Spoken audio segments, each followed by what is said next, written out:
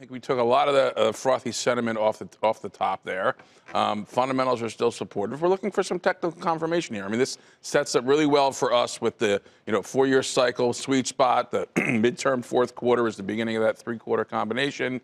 Dow's up 20.2%, S&P 21% in that three-quarter period, Nasdaq 32%. So this really refreshes and gives us an opportunity for that year-end rally.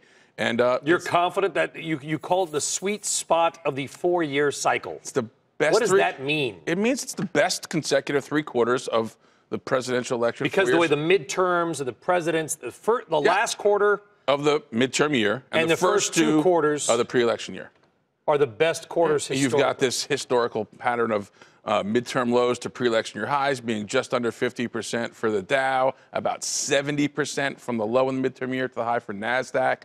So a correction like this makes me pleased that cycles are working their So somebody goes to the office today and says, hey, Sally, what are the 3 best quarters of any presidential cycle? You're going to say it's the last quarter Q4 to Q2 of the quarter of the midterms and the first 2 quarters of the year following the midterms. Yes, correct. Do we have any idea why? Just because politicians are promising a lot of stuff? Well, it's exactly it. I mean, that's what happens. Politicians, as Mr. Trump has done here, has pushed through a lot of policy initiatives, some of the least savory things that one might want to do. And then as they get ready for their reelection campaign, they start priming the pump and doing more things. And you've got a whole lot of, machinations going on around the midterm elections, as we're seeing right here, which tends to drive markets down. So it's human behavior that drives that. Okay, history often, but not always, repeats itself. It rhymes. It does rhyme, right? Doesn't always repeat itself. I can't dance to it.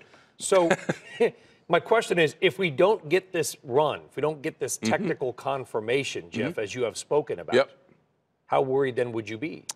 A bit more. I mean, we're going to get some sort of technical indication from market price movement. We're seeing the MACD. I don't know if people are technical enough to follow that. Moving average convergence. You're going to really say moving average convergence divergence indicator at 5:08 in the morning? You just did. Put $1 in the jar. It's part of my. We're going to have a jargon jar for the morning. It's part of my DNA now. I'm sorry. It really is. That's another. There you go. So okay. So we're looking for it. We worry about it, but we're patient here. We're looking for that technical confirmation. You can use any other technical indicator that you may like as a trader or an investor to confirm getting back into the seasonal sweet spot, the cyclical sweet spot.